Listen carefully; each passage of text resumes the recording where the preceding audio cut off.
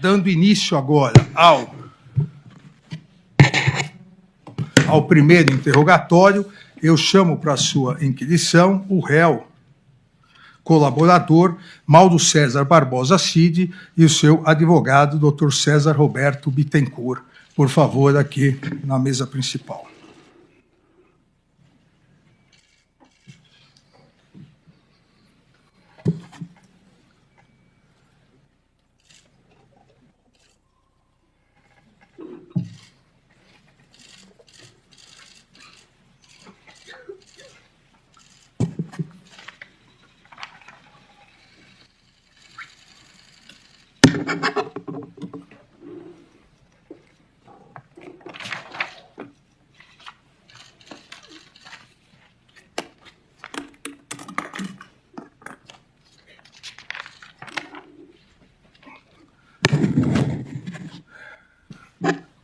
Boa tarde, doutor César Bittencourt. Boa tarde, presidente. Boa tarde também ao coronel Mauro César Barbosa Cid. Boa tarde, ministro. Iniciando o interrogatório, como determina a legislação, primeiro eu pergunto se o senhor teve a oportunidade de conversar reservadamente com seu defensor ou seus defensores antes da audiência. Sim, senhor ministro. Então, isso. Já foi devidamente qualificado o réu. Se o senhor tem ciência dos termos da acusação que lhe é imputado. Sim, senhor. Também, como eu acabei de dizer, o senhor tem... o senhor, por ser réu colaborador, o senhor, em relação ao processo, o senhor abriu mão do seu direito ao silêncio, e então o senhor deve responder às questões que lhe forem inquiridas. Sim, senhor. A primeira parte do interrogatório, por determinação legal, é sobre a pessoa do réu. O senhor reside... Em Brasília. Aonde, especificamente? No setor militar urbano. A sua profissão? Militar. Tá. O senhor já foi processado, preso alguma vez? Não, senhor. É casado? Sim, senhor. Casado. 3 filhos. Tem filhos? Sim, senhor. 3 filhas. Tá. Também, antes de começar as perguntas específicas, as perguntas previstas pelo Código de Processo Penal, é verdadeira a acusação que lhe é feita pelo Procurador-Geral da República? Eu presenciei grande parte dos fatos, mas eu não participei deles. Certo. Então, nós vamos começar com as questões importantes aqui, que o senhor já tem conhecimento. E somente antes disso, se o senhor conhece as testemunhas que foram inquiridas, se tem algo em relação a elas? Algumas eu conheço, outras não. Mas tem algum impedimento em relação a elas? Nenhum.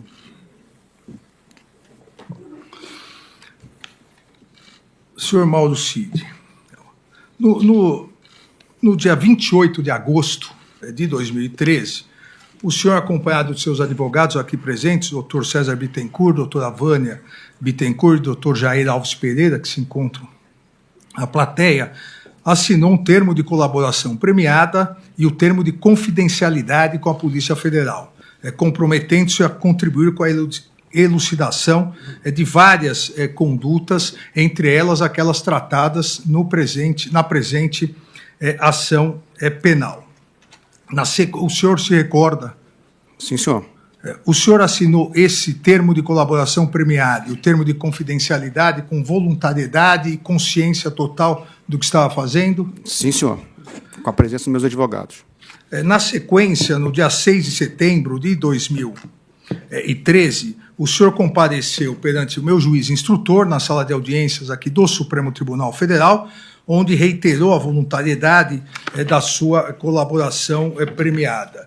O senhor se recorda dessa audiência aqui no Supremo Tribunal Federal? Sim, senhor. Foi de livre e espontânea vontade que o senhor, também naquela audiência, decidiu pela colaboração premiada? Sim, senhor. No dia posteriormente, aqui é uma questão importante, o senhor deu 12 depoimentos à Polícia Federal, sendo que 6 foram no dia 28 de agosto de 2023, 2 no dia 11 de março de 2024,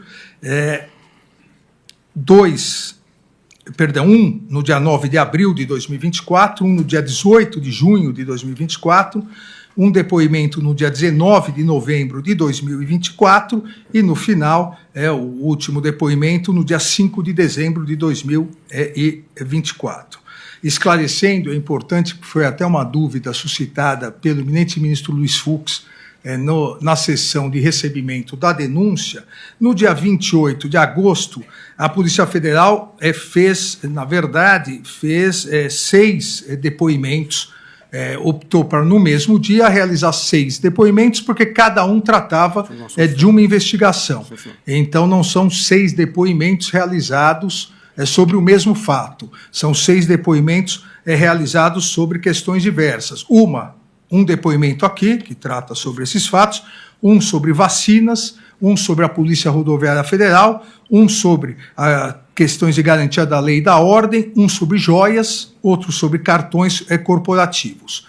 No dia 11, e por isso que peço atenção do senhor, então, no dia 28 foi um depoimento sobre os fatos tratados nessa ação penal. Sim, no dia 11, mais um depoimento, no dia 11 de março, foram mais um dia onde 2 depoimentos, joias, mas também sobre a questão do golpe tratado aqui na ação penal. Então, são 2 depoimentos. No dia 9 de abril, questão também relacionada a essa investigação, em relação à entrevista à revista Veja, 3. No dia 18 de junho, questão sobre joias, não é relacionada a essa ação penal.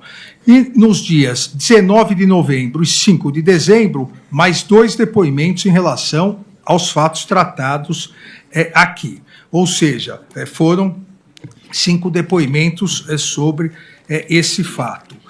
Eu pergunto ao senhor,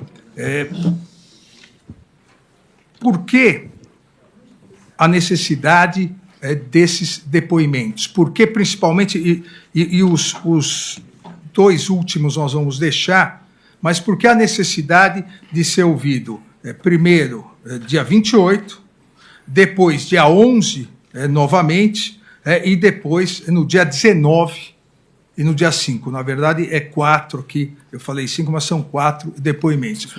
Já que nós sabemos, o colaborador, quando assina a colaboração, ele não pode selecionar, ser seletivo nas informações, ele deve dizer tudo o que sabe. Então, gostaria que o senhor explicasse o porquê da necessidade desses 4 depoimentos sobre o mesmo fato. Sim, senhor. Esses outros depoimentos foram a partir da convocação da Polícia Federal, e na maioria deles, porque nos 3 primeiros depoimentos, nos 3 primeiros dias de depoimento que o senhor comentou, foram onde foram feitos a grande base das declarações. Depois disso, a Polícia Federal nos convocava para identificar uma pessoa, identificar um fato, identificar um local, né, ou ratificar ou retificar algumas informações que eles tinham adquirido no processo da investigação, nunca para trazer fatos novos ou coisas que eu não tinha dito, e sim para colaborar mais com o que a Polícia Federal tinha já levantado. Então, era um reconhecimento de uma pessoa, ou um fato para dizer se eu sabia ou não daquele fato, ou um local que eles estavam para dizer se aquele fato aconteceu exatamente naquele local. Então, foi mais para confirmar, e tudo a pedido da Polícia Federal.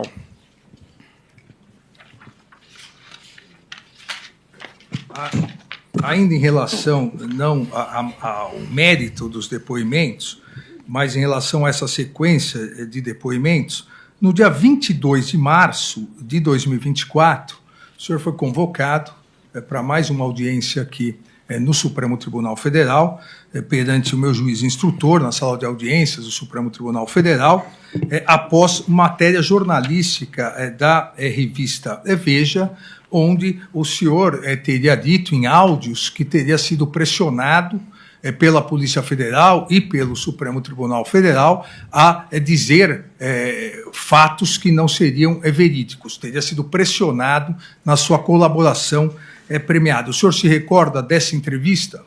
Dessa entrevista não, desses áudios vazados? Sim, senhor, foi um vazamento de áudios que foram feitos sem consentimento, sem a minha permissão, de um desabafo de um momento difícil que eu e minha família estávamos passando, né, onde mensagens de áudio da minha filha sendo vazadas para a imprensa, matérias, fotos pessoais vazadas na imprensa, eu vendo minha carreira militar desabando, minha vida financeira acabada, então, o que gerou uma crise pessoal, até mesmo psicológica, muito grande, né, e que aí nos leva a certo desabafo com amigos, com pessoas próximas, né, nada de maneira oficial, nada de maneira acusatória, né. Nesses áudios, realmente, eu critico generais, critico os políticos, critico, digamos assim, de maneira bem... Saio atirando para tudo quanto é lado. Uma maneira de desabafar aquele momento ruim que a família estava passando. Inclusive, né, a minha promoção, naquele momento, se eu ia ser promovido ou não. Então, aquilo estava me fazendo, me corroendo, me fazendo muito mal, né. Então, foi mais um desabafo para um amigo, ou não sei como é que esses áudios vieram a parar na mão da Veja. Né? Com relação aos investigadores da Polícia Federal, em nenhum momento houve pressão, o que houve era, eles tinham uma linha investigativa e eu tinha outra visão do que aconteceu dos fatos. Então, houve esse jogo de depoimentos e respostas e perguntas, né? E realmente um pouco da frustração de a minha linha, o que eu estava contando, não está dentro da linha de investigatória da Polícia Federal. Mas, em algum momento, o senhor foi pressionado, coagido? Antes, em algum momento o senhor estava sem a presença dos seus advogados? Não, senhor. Nos depoimentos que deu a Polícia Federal? Senhor. Todas as vezes eu estava com meus advogados. Em algum momento o senhor foi pressionado, coagido a responder algo que não queria? Não, senhor. Não, senhor. Então, o senhor confirma, como confirmou nessa audiência do dia 22 de março aqui de 2024 no Supremo Tribunal Federal, o senhor confirma novamente a voluntariedade da sua colaboração e a veracidade dos termos feitos em todos os depoimentos. Sim, senhor. Ainda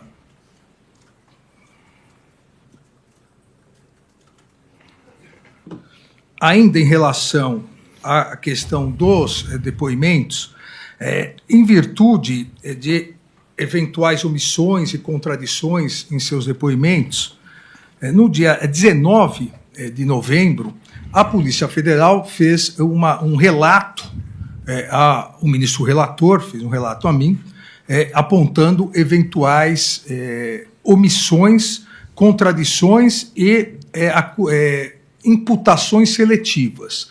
Especialmente, depois nós vamos chegar lá, nas perguntas específicas, especialmente em relação à Operação Copa 2022 e a Operação Punhal Verde Amarelo. E apontando essas contradições, a Polícia Federal representou e a Procuradoria-Geral da República também aderiu com seu parecer pela prisão preventiva do senhor. Eu, no próprio dia 19, convoquei uma audiência nesse Supremo Tribunal Federal para o dia 21 de novembro, sob a minha presidência. O senhor se recorda? Sim, senhor. Nessa audiência, o senhor também estava acompanhado por seus advogados? Sim, senhor. E, como de resto, em todas as demais depoimentos na Polícia Federal e em audiências aqui no Supremo Tribunal Federal, o senhor se lembra de ter reiterado a voluntariedade de sua colaboração premiada? Sim, senhor. O senhor, naquele momento, também se recorda de ter de ter retificado algumas declarações anteriores? Sim, senhor. E o senhor aponta a veracidade dessas declarações feitas na audiência, que depois nós vamos rever. Sim, senhor. Nesse momento, no dia 21 de novembro, do dia 19 de novembro até o dia 21 de novembro, em algum momento, seja na Polícia Federal, seja aqui no Supremo Tribunal Federal, o senhor ou seus advogados presentes sofreram alguma coação que pudesse restringir a voluntariedade dos seus depoimentos? Não, senhor. Então, vamos agora, Coronel Cid, iniciar algumas questões, esclarecer judicialmente agora, na presença das partes, do Ministério Público, do Procurador-Geral da República e dos advogados dos demais réus, algumas questões dos depoimentos. O senhor confirma a integralidade, eu repito, de todos os depoimentos, tanto na Polícia Federal quanto no Supremo Tribunal Federal. Sim, senhor. No depoimento na Polícia Federal, do dia 8 de agosto de 2023, o primeiro, a leva de primeiros depoimentos, 8 de agosto ou 6 de agosto? Só para não...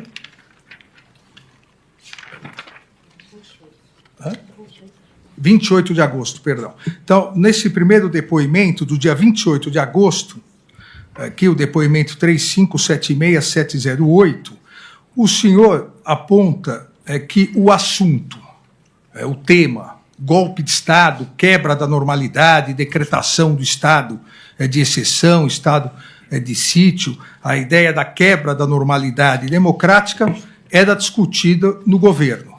O senhor aponta ainda a existência de 3 grupos distintos que discutiam esse assunto. E aqui, entre aspas, na nomenclatura do senhor, um bem conservador, de linha bem política, que aconselhava o então presidente Jair Bolsonaro a dizer para o povo, abre aspas, entre aspas também, para o povo sair da frente dos quartéis. Outro grupo, denominado pelo senhor de moderado, em que pese, disse o senhor no depoimento, entendesse, entre aspas, que o caminho que o Brasil estava indo estava errado, dizia que nada poderia ser feito diante do resultado das eleições. E um terceiro grupo, que também fora denominado pelo senhor de radical, esse estava tentando, entre aspas, estava tentando convencer o então presidente a fazer alguma coisa, um golpe.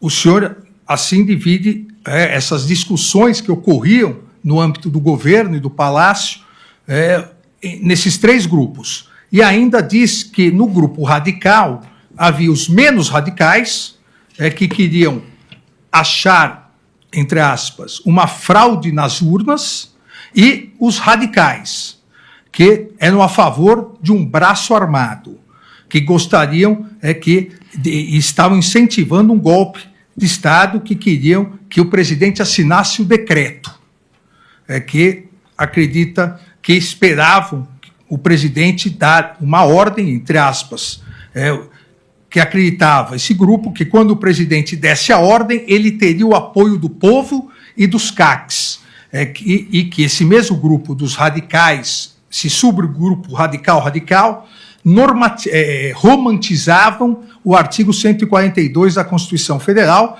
como um fundamento para o golpe de Estado. Fecha aspas. O senhor confirma isso? Eu gostaria que o senhor explicasse essas discussões entre esses 3 grupos. Sim, senhor. Ministro, confirma todas as declarações, mas esses grupos não eram organizados, eram pessoas individualmente, cada um com a sua ideia, que se aproximavam do presidente em momentos distintos, né, e cada um levando a sua ideia para ele. Então, era basicamente assim, mas não existia uma organização e nem existiam reuniões que esses grupos se reuniam para debater. Essa foi uma classificação minha do senhor, porque convivia diariamente lá. Para facilitar até o depoimento.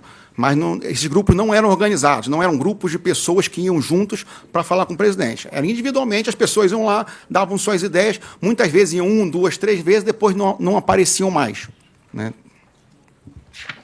E esses grupos exatamente falavam isso que o senhor narrou? Sim, senhor. Tinham dos mais conservadores aos mais radicais.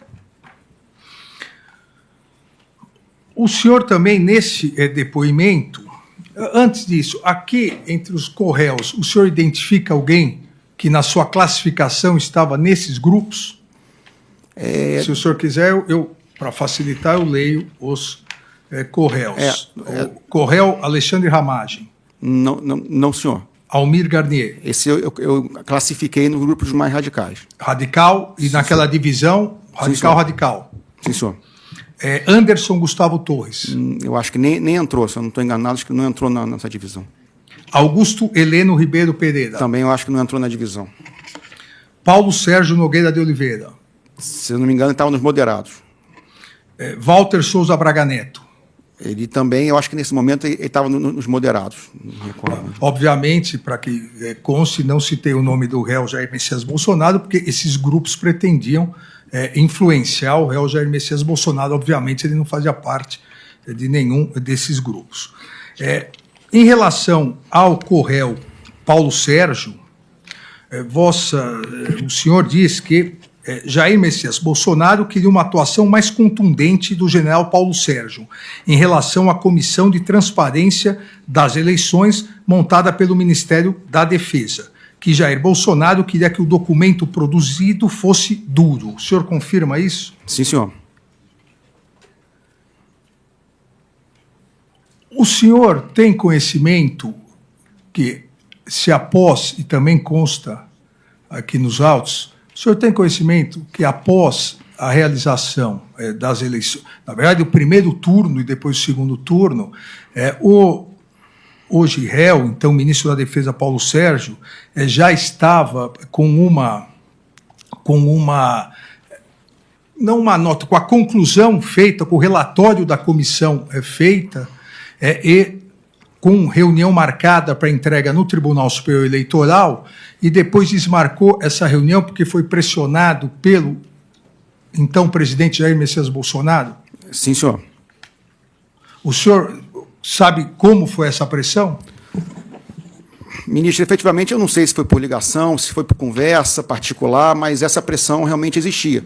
O general Paulo Sérgio ele tinha uma conclusão desse documento, né, voltada por um lado mais técnico, e se tinha a tendência de fazer algo voltado um pouco mais político, né?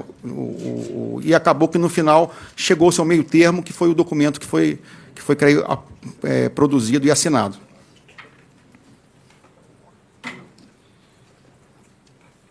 O senhor, ainda em relação a essa questão, que, na verdade, consta não só no seu depoimento do dia 28 de 2023, mas também no seu depoimento aqui no Supremo Tribunal Federal no dia 21 de novembro de 2024. O senhor tem conhecimento que, depois do relatório apresentado e da nota que o Tribunal Superior Eleitoral emitiu, dizendo que havia recebido o relatório do Ministério da Defesa, que tinha testado a lisura das eleições, a regularidade das urnas, o senhor tem conhecimento se o co-réu Paulo Sérgio sofreu pressões para soltar uma segunda nota? Não me recordo, ministro. Essa segunda nota eu não me recordo. Eu creio que depois que saiu a primeira, eu acho que depois que foi entregue a versão oficial final, eu acho que não teve uma pressão para sair a segunda, não me recordo. Aqui, vamos agora, a partir de meados de novembro de 2022, o senhor aponta que várias reuniões ocorreram para tratar exatamente dessa questão de como reverter o resultado das eleições. E que uma dessas pessoas que tratava desse assunto era um ex-assessor internacional do ex-presidente, o ex-assessor Felipe Martins, que vinha acompanhado de um jurista. E diz o senhor que foram mais de 2 encontros dessas pessoas com o ex-presidente Jair Bolsonaro, e, juntamente com esse jurista, eles apresentaram um documento ao presidente Jair Bolsonaro no Palácio do Alvorada. O senhor se recorda?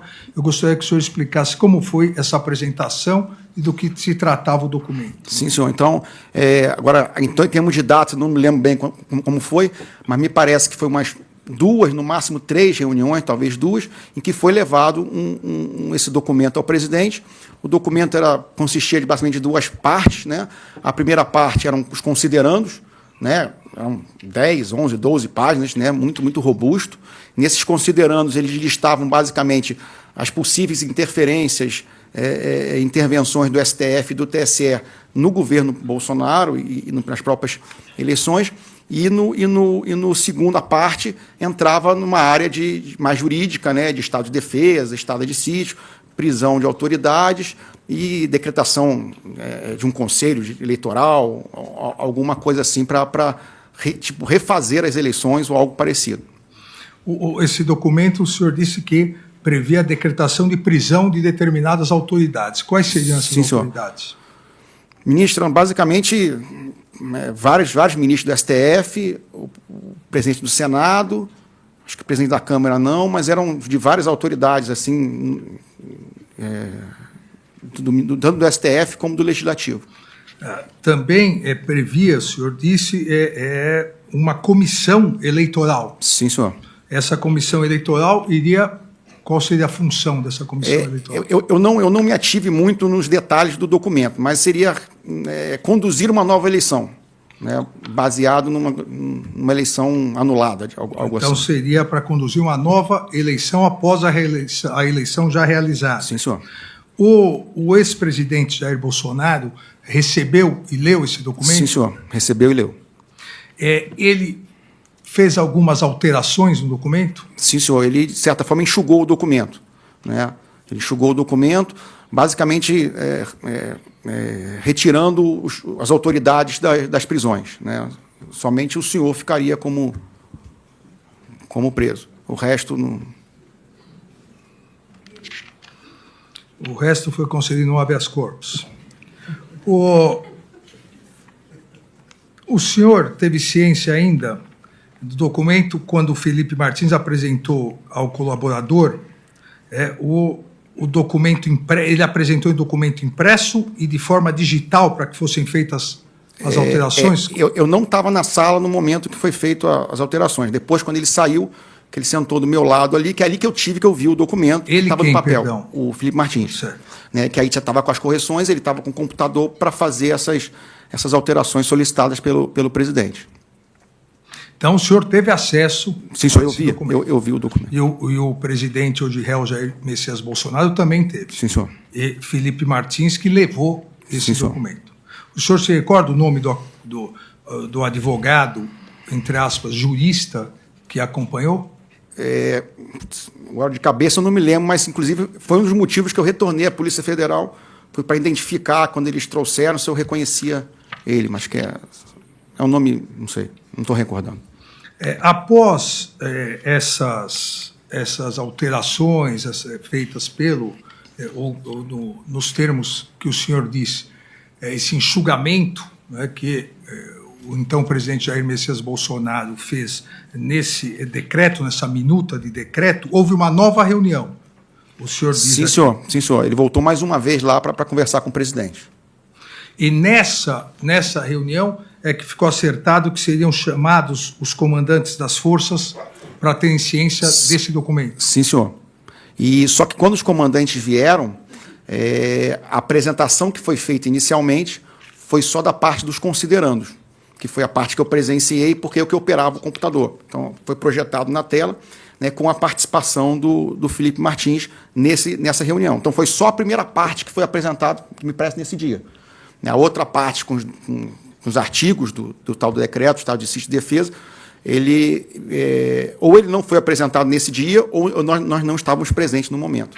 Então, mas nessa reunião, quem estava presente? Nessa reunião, onde foi os considerandos, estavam os 3 comandantes de força, se eu não me engano.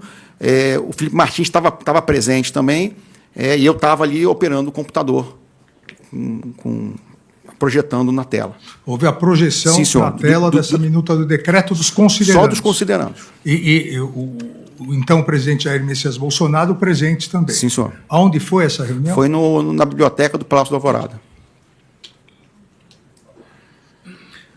Na sequência houve, aqui segundo o depoimento do senhor, houve a reunião do dia 7, a reunião do dia 7 de dezembro, em que participaram os generais, ou foi essa no dia 7? Eu acho que teve mais uma. Eu acho que teve mais uma depois. Porque houve várias reuniões do presidente com os comandantes de força, às vezes só com um, às vezes só com o outro, mas com os 3 juntos, acho que foram umas 2, 3 que ocorreram.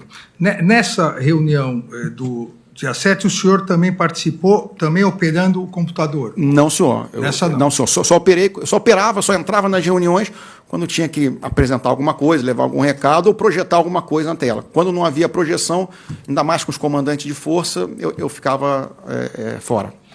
Nessa reunião do dia 7, o senhor, depois da reunião que houve com os comandantes e o presidente, então o presidente Jair Bolsonaro, o senhor logo após conversou com o general Freire Gomes, então comandante do Exército? Sim, senhor. Praticamente, eu chegava muito cedo no Alvorada e saía muito tarde, 10h30, 11 horas, praticamente todo dia. Principalmente nesse período, que foi um período muito conturbado, né, até pelo problema de saúde do presidente.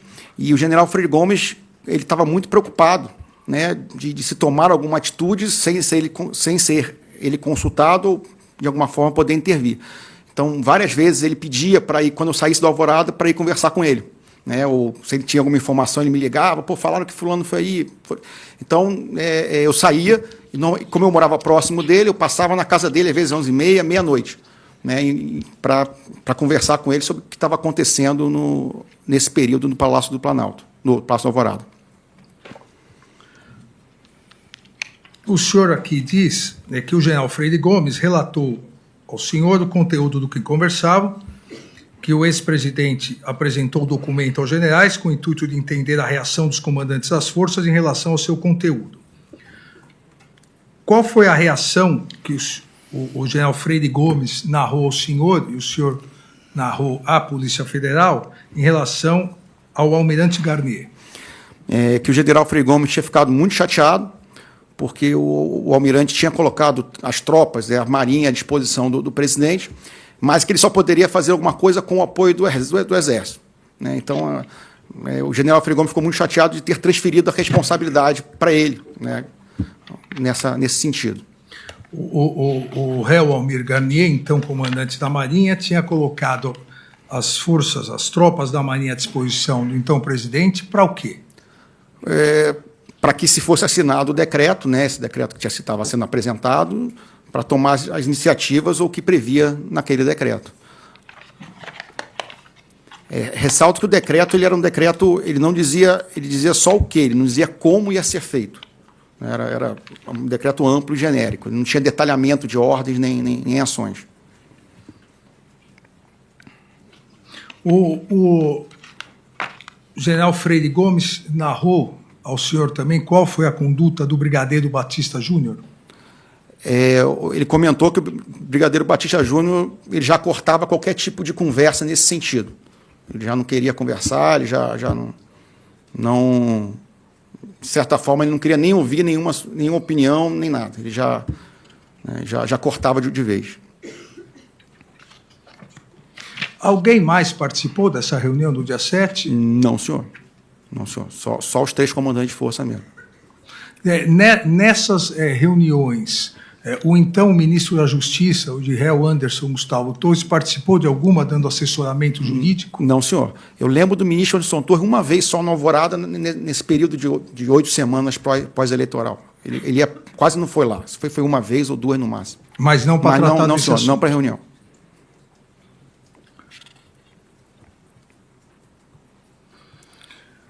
O senhor também aqui afirma que o ex-presidente teve várias reuniões com os generais, que o ex-presidente Jair Bolsonaro não queria que o pessoal saísse das ruas. Esse pessoal seriam as pessoas em frente aos quartéis do Exército? Sim, senhor, os manifestantes. Os manifestantes. E também é que o ex-presidente Jair Bolsonaro tinha certeza que encontraria uma fraude nas urnas eletrônicas e, por isso, precisava de um clamor popular para reverter a narrativa, que o ex-presidente estava trabalhando com 2 hipóteses. A primeira seria encontrar uma fraude nas eleições e a outra, por meio do grupo radical, encontrar uma forma de convencer as Forças Armadas a aderir a um golpe de Estado. O senhor confirma essas declarações? Sim, senhor. Não era algo tão explícito assim, né? Tanto que eu comentei que foi a minha visão dos fatos do que estava acontecendo. Né? Sempre se teve a ideia que pudesse, até o final do mandato, aparecer uma fraude real nas urnas. Tanto que em todas as minhas mensagens que foram, né, abertas aí por parte da investigação, todas elas eu falo que não foi encontrado nenhuma fraude, que tudo ficou no campo da estatística, que, de certa forma, não ia acontecer nada. Até porque não tinha apoio dos comandantes militares e não tinha subsídio de ter encontrado uma fraude ou algo que pudesse ser o estopim de algo. Em alguma dessas reuniões, em algum momento, após as eleições, até o dia 31 de dezembro, algum comandante, algum ministro, algum assessor apontou alguma fraude real nas urnas eletrônicas? Não, senhor. O que aparecia eram estatísticas, né? Os dados eram tirados aí do próprio site do TSE, trabalhados em computadores para tentar achar alguma coisa que pudesse levar a uma fraude, mas não se conseguiu comprovar nada. Completando aqui uma questão anterior, que o senhor disse que o então presidente Jair Bolsonaro não queria que o pessoal saísse das ruas, quem era o elo de ligação entre os manifestantes que estavam à frente dos quartéis, ou do quartel aqui no comando militar do Planalto, e o ex-presidente? Quem era o elo?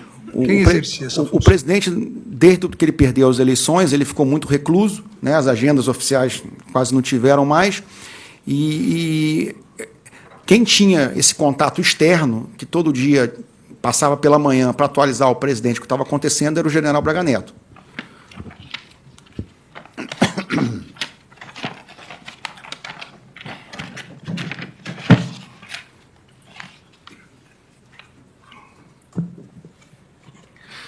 Aqui, em relação a outro depoimento, também, no mesmo dia 28/8, o depoimento 35784458, em relação ao denominado gabinete do ódio,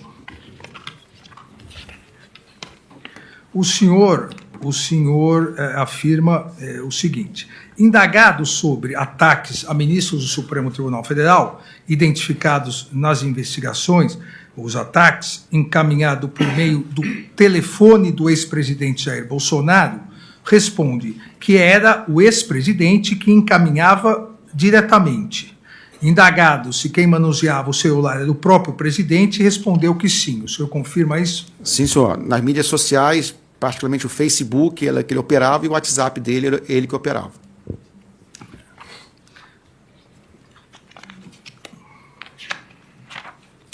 Também, aqui em relação ao ataque às urnas eletrônicas, à desinformação, o senhor diz nesse depoimento, abre aspas, que sobre os hackers e ataque às urnas, o único hacker que esteve com o ex-presidente foi Walter Delgatti, recentemente condenado pelo Supremo Tribunal Federal, pela primeira turma do Supremo Tribunal Federal.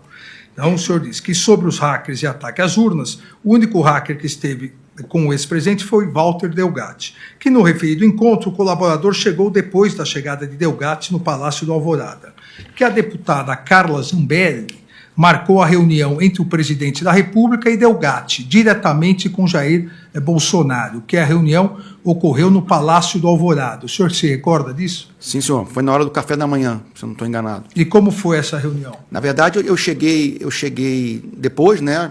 Chegaram bem cedo, né? E o hacker, né? Ele estava levantando as hipóteses. Os detalhes técnicos eu não sei, né, de como poderia ter sido feita a fraude e como se poderia descobrir que essa fraude, né?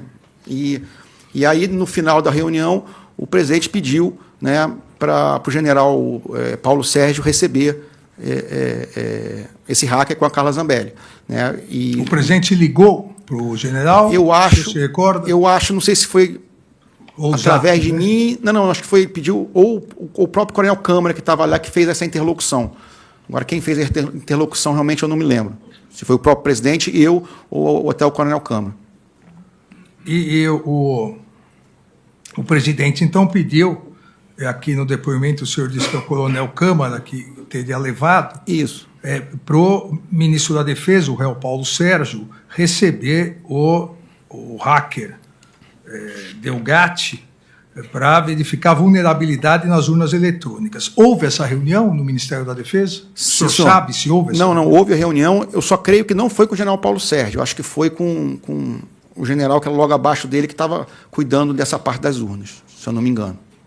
E o general Paulo Sérgio, então, o ministro da Defesa, chegou a dar algum retorno dessa reunião, mesmo não tendo participado? Não, senhor, não, para mim não. Não foi dado retorno para mim ou através de mim. O senhor se recorda se a reunião foi com o coronel Eduardo Gomes? Não, o coronel Eduardo Gomes não era do Ministério da Defesa na época, né? Acho que ele trabalhava... Eu não sei dizer, mas eu creio que não. Eu não sei.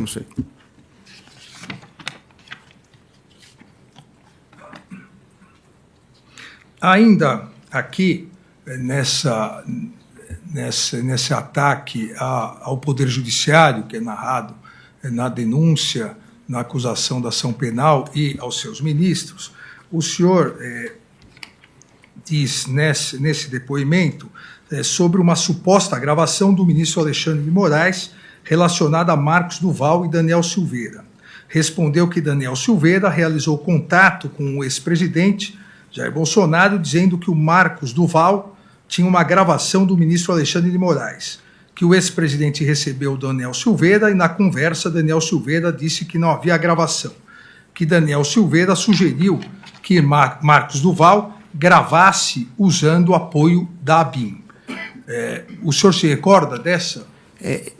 Eu não participei dessa reunião, né? Eu cheguei até depois no Alvorada, né? Depois isso me foi relatado pelo coronel Câmara o que tinha acontecido, mas as informações foram essas mesmo, né? Que o senador tinha ido lá dizendo que tinha uma gravação do senhor e que depois não era bem isso, que ele poderia tentar fazer a gravação utilizando outros meios, né? Que ele disse que era muito amigo do senhor, alguma coisa assim.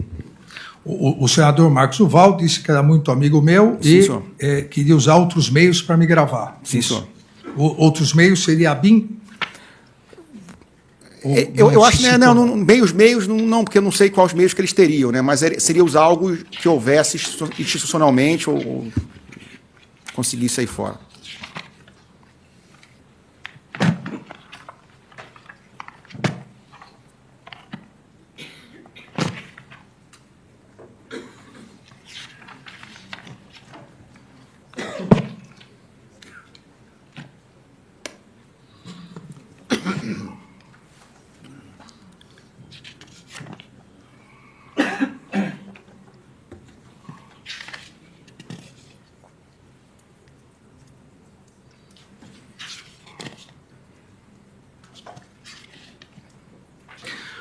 Nós vamos agora à questão, que também é importante, o esclarecimento aqui na ação penal, exatamente das omissões e alteração de versão que o senhor deu em relação à reunião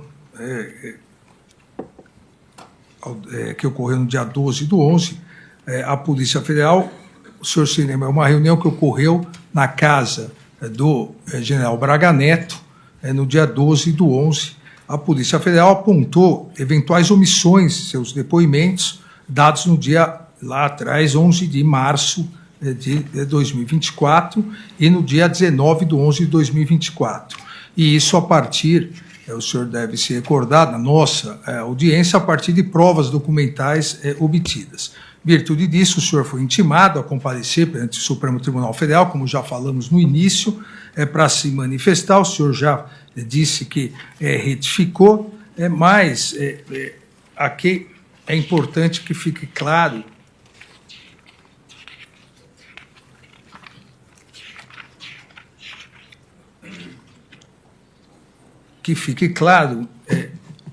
quem estava nessa reunião. Ou melhor, como foi marcada essa reunião, quem procurou o senhor, como foi essa reunião. Tá. Inicialmente, gostaria de explicar, ministro, que nesse momento, né, até pela minha função de ajudante de ordens, né, e isso pode ser comprovado pela quantidade de mensagens, de volume de mensagens que foram apreendidos e tem no meu celular, meu celular era um local de desabafos, de pedidos, de questionamentos, de todo tipo, né? E como, da mesma forma, o que acontecia dentro do Palácio da Alvorada era um reflexo do que acontecia em todos os, digamos assim, grupos de WhatsApp e discussões de pessoas, né, apoiadores do Bolsonaro, alguma coisa assim. E a gente tinha de tudo. Só que a maioria das pessoas que vinham falar com a gente eram ou muito bravateiros, digamos assim, né, ou querendo apoiar os acampamentos, né? E os acampamentos na frente dos quartéis, eles sempre tiveram um apoio, inicialmente um apoio tácito do Exército, e depois, com aquela nota que foi escrita, um apoio mais formal. Então, os militares se sentiram mais tranquilos para estar ali, né, com os apoiadores na frente dos quartéis.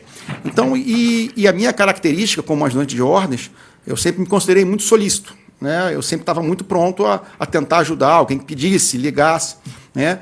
E essa reunião ela foi marcada a pedido do Coronel de Oliveira e do Coronel Ferreira Lima, né, que queriam conversar com alguém, queriam sugestões, né, alguma coisa, né, sobre o que estava acontecendo, as manifestações, né, até o apoio das Forças Armadas. Né, e eu falei, eu não conheço ninguém, eu não tenho contato, meu mundo é restrito ali dentro do Palácio da Alvorada, presidente da República. Né? Só que a sugestão foi, converse com o general Braga Neto. Né? Ele que faz esse enlace, não que ele seja um elo de ligação, mas ele que tem essa permeabilidade até mais política para poder conversar com ele. E assim foi marcado. Inicialmente até a gente ia fazer no Alvorada, porque eles também queriam tirar uma foto com o presidente, tudo, só acabou que não deu, por algum motivo a gente foi direto para a casa do general Braga Neto. Lá, como eu bem relatei, eu não fiquei, porque o presidente tinha uma agenda mais tarde, até era por videoconferência, né, tem até o link na coisa, eu tinha que voltar até para preparar esse material tudo. Então eu peguei o início da reunião ali e logo depois eu já me ausentei para ir de volta para o Alvorada.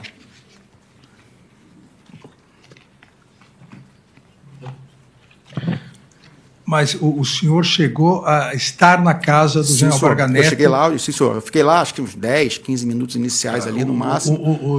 Os participantes desse encontro, além do senhor e do general Braga Neto, quem era? Era o Coronel de Oliveira e o Coronel Ferreira Lima. Major de Oliveira, na época. Né? Enquanto o senhor lá estava, o que foi tratado? Basicamente, eles estavam insatisfeitos com o rumo do processo eleitoral, né, insatisfeitos com o rumo que até as Forças Armadas estavam tratando esses assuntos, né, e foi uma conversa nesse nível, né, inicialmente desse nível, o que poderia ser feito, o que deveria ser feito, sempre nessa toada. Mas não teve nada, naquele momento que eu estava presente, de radicalismo, ou de planejamento, ou de apresentação formal de alguma ideia ou de alguma ação. O senhor diz que, em determinado momento, o general Braga Neto pede para o senhor se ausentar, porque, a partir dali, seriam tomadas medidas operacionais, e o senhor, por ser muito ligado ao ex-presidente, não poderia participar. Na verdade, foi concomitantemente com a minha saída. Eu tenho que sair, então não é bom que você não fique, vamos conversar, até para não aproximar nada do presidente ou nenhuma relação com manifestantes ou contatos com alguém. Mas ele chegou a dizer isso. Sim, senhor. O general Braga Neto.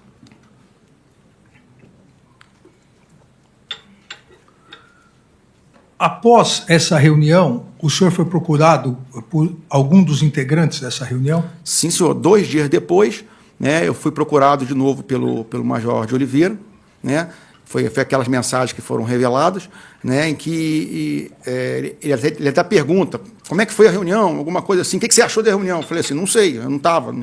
Depois também não corri atrás para saber, não era do meu métier, né. E aí ele falou, estou precisando de dinheiro, estou precisando de recurso para alguma coisa. Quem disse isso? O Major de Oliveira. Precisando de dinheiro e recurso. Isso. Até inicialmente eu brinquei com ele, 100 mil, até conhecendo ele, era bem um amigo bem chistoso, assim, né, bem brincalhão. E aí eu vi, que realmente eles queriam parecia que queriam trazer pessoas do Rio de Janeiro, né, alguma coisa assim. E aí eu fui procurar o general Braga Neto, né. Aí, inicialmente o general Braga Neto, ele orientou que eu procurasse o pessoal do partido, né? Lembro que o intuito, pelo menos na minha cabeça, o intuito eram manifestações apoiadas pelo Exército na frente dos quartéis, né? Então, eu fui procurar o general Braga Neto para perguntar sobre se havia alguma maneira, né, do partido ou alguém ajudar. Ele orientou que eu falasse com o pessoal do partido. Aí eu falei com o coronel, não me lembro o nome do coronel, tesoureiro do partido. Tesoureiro do Partido Liberal. Do PL. Sim, senhor. Aí eu conversei com ele, né, inclusive mostrei aquele documento que a senha não foi quebrada, né? Eu mostrei para ele o que era o hotel. Né? Ele falou que o partido não poderia bancar aquilo ali, não tinha como o partido apoiar manifestantes para trazer. E posteriormente eu retornei para o general Braga Neto, né? Não foi possível tal. E aí depois, acho que realmente o espaço temporal não me recordo, o general Braga Neto trouxe, né, uma quantia em dinheiro, que eu também não sei precisar quanto foi, mas com certeza não foi os 100 mil, porque até pelo volume não era tanto, né, devia ser um... Então, que foi passado para o Major de Oliveira, no próprio Alvorada. O senhor que passou esse dinheiro? Eu passei, sim, senhor. Eu recebia do general Braga Neto. O senhor recebeu esse dinheiro do general Braga Neto? Sim, senhor, no Palácio da Alvorada. Ele estava onde, esse dinheiro? Ele, não sei. Guardado? Não, guardado onde? Quando o senhor recebeu uma sacola? Estava acho uma caixa de vinho, assim, um botelhazinho assim. Né? E aí eu depois, acho que bobear no mesmo dia, eu passei para o Major de Oliveira. Então, essa questão exatamente foi a questão que, num primeiro momento, e por isso é bom ficar bem claro, num primeiro depoimento, na verdade, em 2 depoimentos, o senhor não havia se referido. Depois que a Polícia Federal advertiu o juízo e houve, por parte da Polícia Federal, com o parecer da Procuradoria, o pedido de decretação de prisão, e houve aqui uma nova audiência, o senhor foi advertido não só que poderia ser decretada a sua prisão, como rescindida a colaboração, se qualquer omissão ficasse comprovada. O senhor, acompanhado, novamente, é importante dizer, dos seus 3 advogados, o senhor retificou e contou esses fatos. Confirma isso? Sim, senhor. Na verdade, eu não falei naquele dia na Polícia Federal, porque tinha sido logo o dia da prisão, então eu fiquei muito abalado ali na hora. Então, eu realmente não consegui reagir e botar as ideias no lugar para entender o que estava acontecendo, porque eu tinha uma ideia pré-concebida do que estava acontecendo, né, e aí tudo mudou. Né? Por mais que eu não soubesse, aquilo foi um choque muito grande. Pessoal preso, amigos meus. Então, e foi no mesmo dia, então aquilo me abalou um pouco. Né? Então, depois, quando fui falar com o senhor, a gente já estava, mesmo antes das advertências todas do senhor, meus advogados já tinham conversado comigo, a gente conseguiu entender e realmente botar no papel realmente o que poderia contribuir para a investigação nesse fato. Então, o senhor reitera que essa versão que agora o senhor está repetindo, da participação do general Braga Neto entregando o dinheiro para que o senhor entregasse, essa é a versão verdadeira. Sim, senhor.